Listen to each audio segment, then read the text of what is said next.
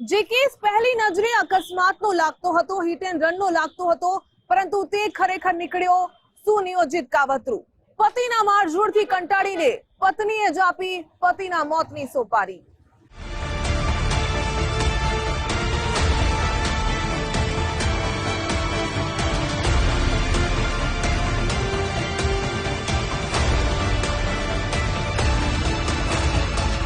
વહેમ, ગૃહ કલેશ અને વારંવારની મારઝૂડથી કંટાળેલી એક પત્ની અને દીકરીએ સગા પિતાને મોતને ઘાટ ઉતાર્યા।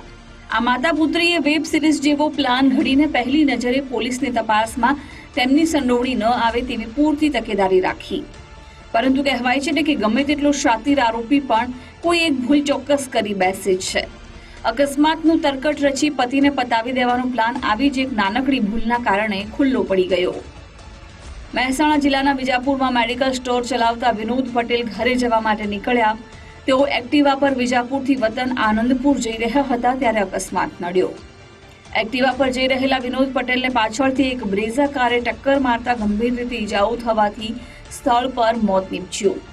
પહેલી નજરે કોઈ સામાન્ય અકસ્માત લાગતા કેસની પોલીસે વિગતવાર તપાસ હાથ ધરી। મૃતકની પત્નીના વર્તન અને મોબાઈલ રેકોર્ડની ચકાસણી કરતા હત્યા અંગેનું ષડયંત્ર રચાયું હોવાનું ભાંડો ફૂટ્યો।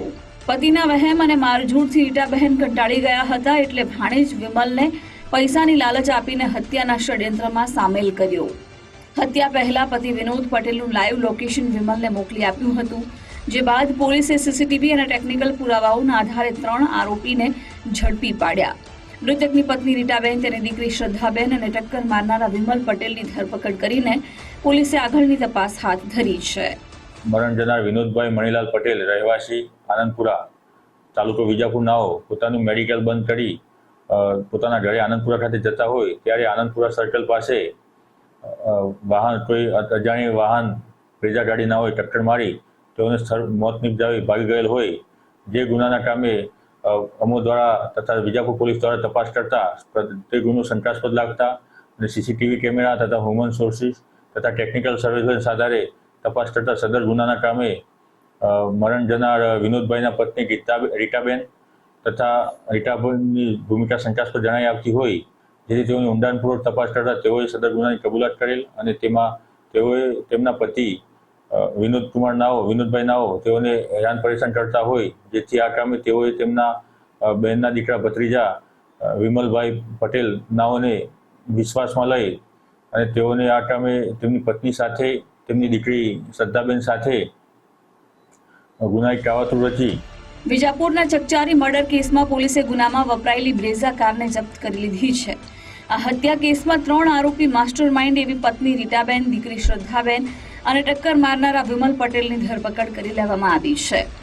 8 જુલાઈએ બનેલા ઘટનાક્રમનું વિજાપુર પોલીસે રિકન્સ્ટ્રક્શન કરાવ્યું। કારની ટક્કર મારનારા વિમલ પટેલને હત્યાના સ્થળે લઈ જઈને કેવી રીતે સમગ્ર બનાવ બન્યો અને હત્યા કર્યા બાદ આરોપી ક્યાં ક્યાં ફરાર થયો હતો તે સહિતની અનેક વિગતો પંચોની હાજરીમાં ચકાસવામાં આવી હતી।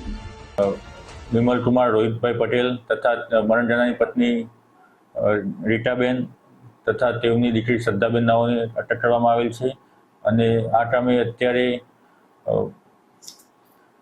વિમલભાઈ પટેલ, વિમલભાઈ રોહિતભાઈ નાઓ રિમાન્ડ હેઠળ વધુ તપાસ અર્થે છે તથા તેમના પત્ની રીટાબેન તથા શ્રદ્ધાબેન નાઓ હાલ જ્યુડિશિયલ કસ્ટડીમાં મોકલી આપવામાં આવે। પોતાની વહાલસોએ દીકરી અને પત્ની જ કાતિલ નીકળી। અંદાજે 50,000 રૂપિયામાં રીટાબેન પટેલે ભાણેજને હત્યાની સોપારી આપી હોવાનું સામે આવ્યું। પારિવારિક અને સ્નેહપૂર્ણ સંબંધોને લોહીથી ખરડનારી આ ઘટનાએ વિજાપુર પંથકમાં ચકચાર જગાવી છે। વિજાપુર પોલીસે આરોપીઓને ઝડપવાની સાથે ગુનામાં વપરાયેલી કાર મેળવી કેટલાક સીસીટીવી ફૂટેજ અને ટેલિફોનિક પુરાવા જપ્ત કર્યા। આ કેસમાં હવે કાયદો માતા અને પુત્રને કેટલી આકરી સજા અપાવે છે તે જોવું રહ્યું। ભરતસિંહ પરમાર, ગુજરાત ફર્સ્ટ, વિજાપુર।